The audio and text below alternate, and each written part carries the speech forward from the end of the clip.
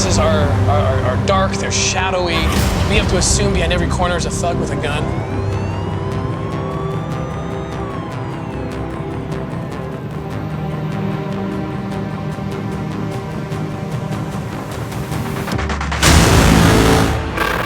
Do you expect that there'll actually be children just sort of on display once you walk in here? 100%. Really? If they catch us recording something, you wouldn't be recording if you were a client. That's when they pull the guns out. That's when they realize you're better off dead to them than alive. Let's go, man.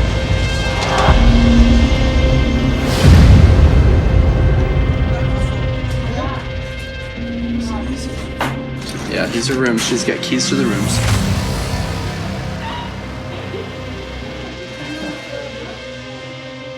So she's 13, 12.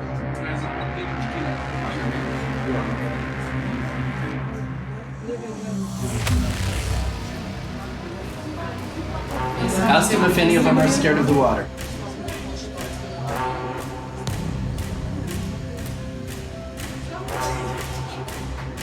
More people that are going to be added on. So we're going to have to dig in.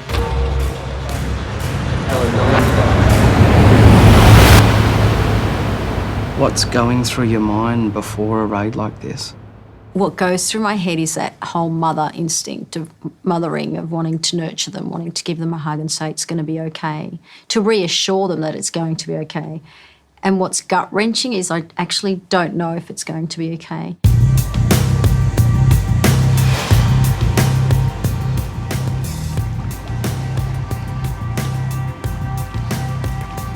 Hang on, slow down, Doc. Paddle a bit faster. Sorry, I'm just enjoying it. What's your thoughts about going to Haiti? There's a little bit of apprehension.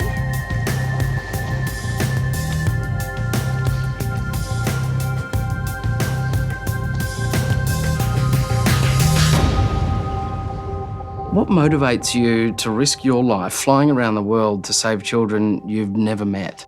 As a mother, you actually are drawn to it. You want to go and help where you can. You know, if I could use my skills, I'll definitely go there, and where there's a need, I'll be there to help. It's almost like a calling. Yeah, it is definitely a calling. It's a passion, and, you know, once you're a parent, it just gives you a different perspective, and you want to go and help children. You know, like, children have a right to be free to be children. They're not commodities, they're not slaves, they're not to be used for other people's gratification. You start to think, okay, if this was my child, how would I be? You know, what would I be going through? What would I feel? And it pulls you apart. And, you know, we're different cultures, different races, different countries, but we're all human beings.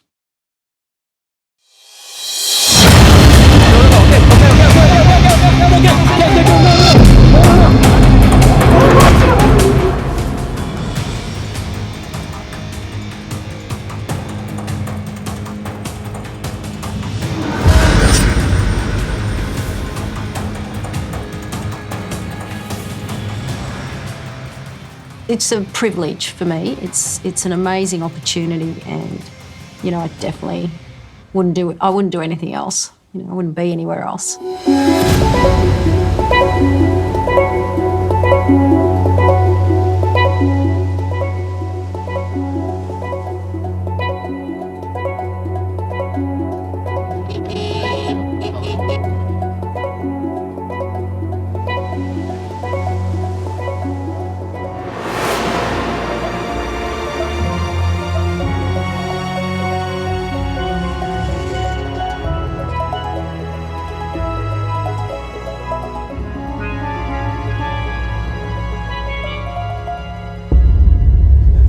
It's tough to get your head around the fact that after just a 2-hour flight from the beautiful beaches of Florida, you can be standing in the poorest place in the hemisphere.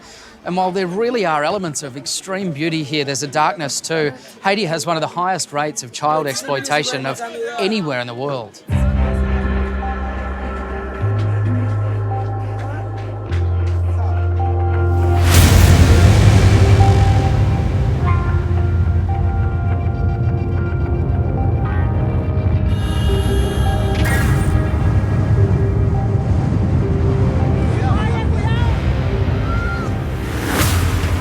never a disaster as such that Haiti's been through. You're going to find a lot of displaced families, a lot of displaced children, and unfortunately that attracts Westerners in to take advantage of that. There is people out there waiting to look for the opportunity to grab children. And we know that, you know, people are coming in saying, oh, I'm looking after orphans, and then those kids disappear.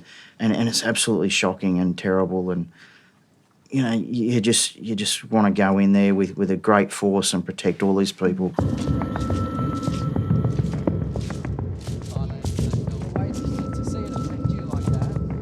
The yacht is straight out.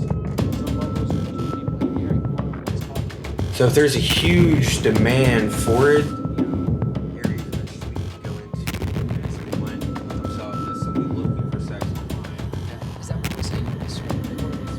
we have a trafficker right here that's known for escorts in the area. This is in Haiti. This is correct, in Haiti.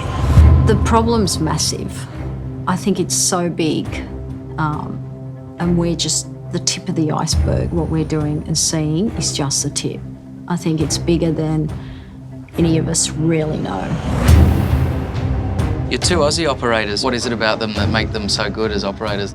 They've been in the world of trafficking, they've worked there professionally, and they've seen it.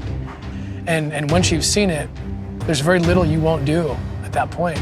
If you can do something, there's very little you won't do to go into the depths of hell to pull them out. And I could say that about those two Australian operators. I don't need an entry point, we're good.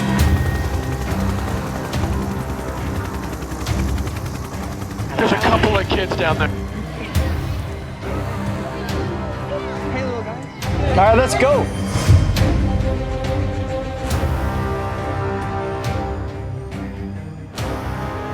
Slowly close. How many children would you estimate you are as help save so far? Over 700, I believe now. 700 children? Yes, but that's not the real number, because we've also assisted law enforcement in around 15 different countries, put over 280 traffickers and pedophiles behind bars.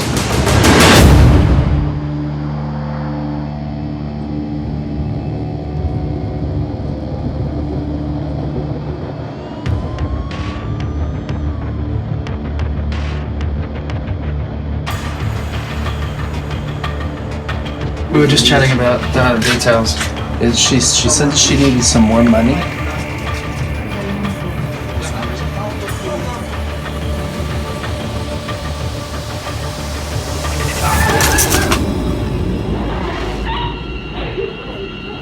Sarah, I'm Matt from Australia. Are they okay with white Westerners, or are they only... Est-ce qu'il y a un problème avec blanc? Ah oui, ouais, blanc. Every day, yo, ouais, blanc. Every day, you know, ouais, blanc.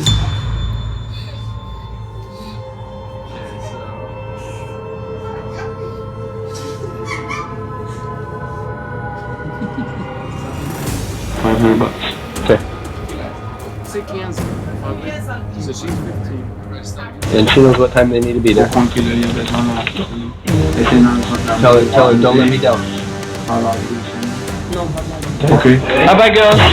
See you on Sunday.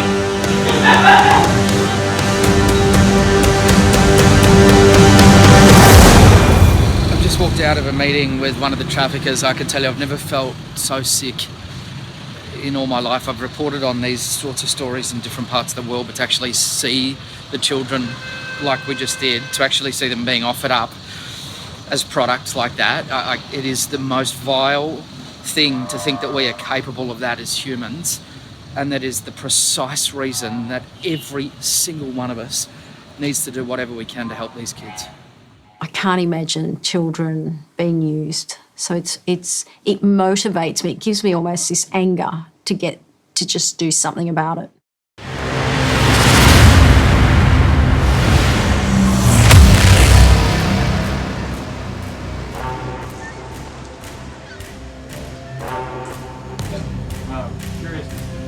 Testing, 1, 2, 3.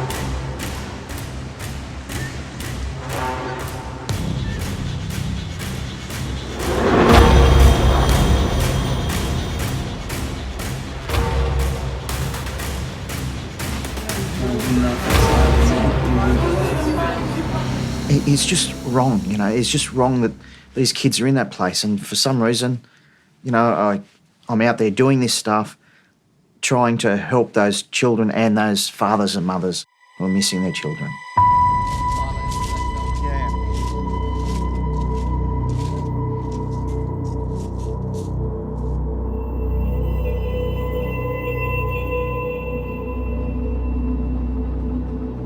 What will be your role in this Haiti operation? My role will be to play one of the groomers. So I'll be one of the female to go in and look after the children, have them all in a room. Approximately, we're hoping to try and rescue up to 30 children.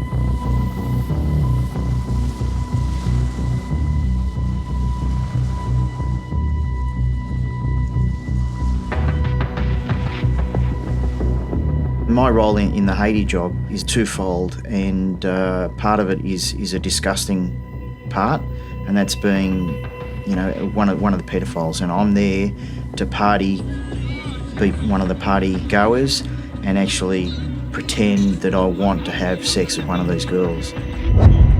My other part of the Haiti job that we're doing is that I'm a medical expert in that, and part of that is overseeing everyone in the team and making sure that all their health and safety is looked after.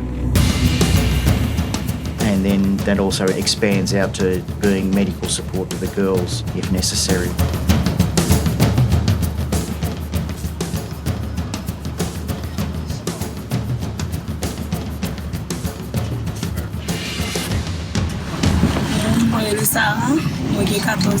She's Sarah and she's 14. So 12, 14. Her name is Jasmine and she's 13. She's 13. Anya, she's 12. She's 12 years old. You know, I want to grab those kids and bring them back home, especially when you look into their eyes. You know, you almost want to, that nurture side of you wants to reach out to them and just grab them and just give them a hug. Just make them smile. You want to make them smile. You want to just be with them. I wonder, what's it really like for you, that pain? Like, I look at the pain through their eyes. You know, the eyes are just like, they're the window to your soul. And, you know, I look at their lives, I look at my kids' lives, and What do you see when you look into their eyes, when you talk about that pain? What is it that you see? well, sometimes there's a fear. Sometimes there's this numbness, almost like emptiness. That unemotional look is worse because it's like they've zoned out, they've given up, they don't care. There's no hope for them. It's just heartbreaking. It's heartbreaking. In a few hours' time, all things going to plan, the traffickers will be sitting right where we are now, on their way out to the yacht. I guess to talk cash and beyond that, the heartbreaking specifics of today's sexual services. In the blue hut behind me, there'll be an armed assault team assembled. And then here on board, we're going to have undercover Haitian police officers posing as crew members. And this entire yacht will be wired with hidden cameras.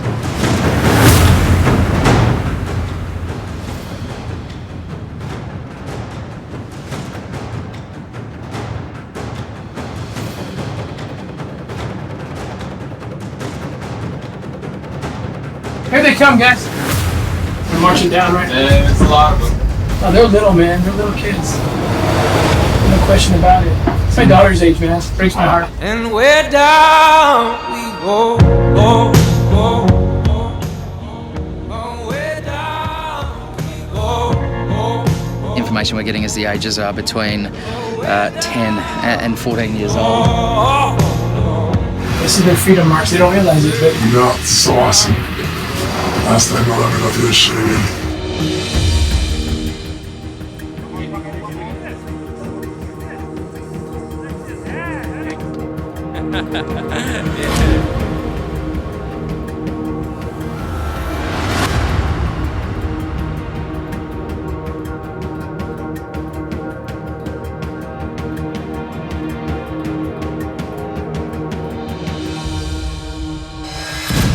Contain them in the room, keep them occupied, keep them happy until we're ready to proceed with the next phase, which is the arrest and rescue.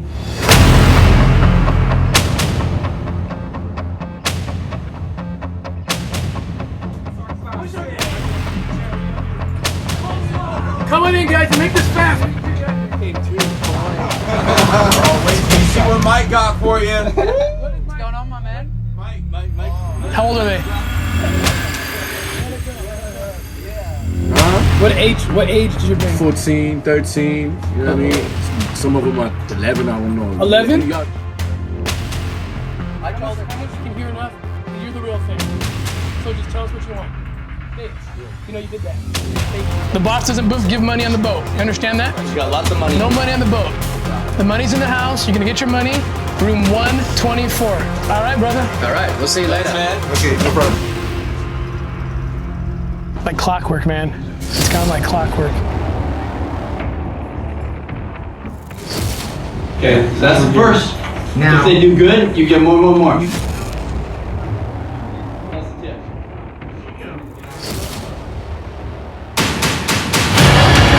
Here they come. Raiding the house right now.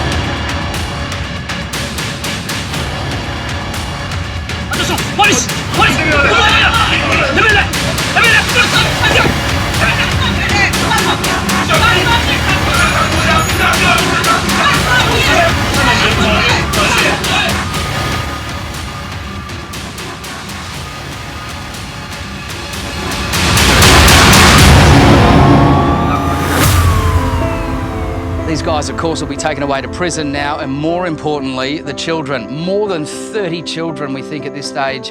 They're in the hands of the people who can look after them, and hopefully pretty soon, at least some of them who perhaps have been kidnapped or even worse, hopefully soon they'll be returned to their families. It was just elation to know that we'd rescued 30 girls. It's huge, and it's setting the standard now for Haiti.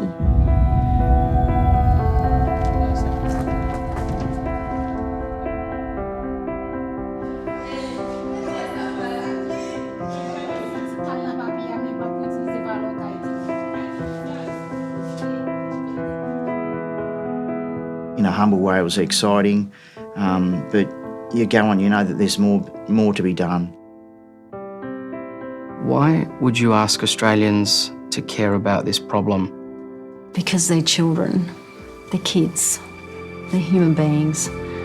The kids don't stand a chance unless someone helps them. It's a hope, there'll be a change in their lives. So that's a great thing, great feeling.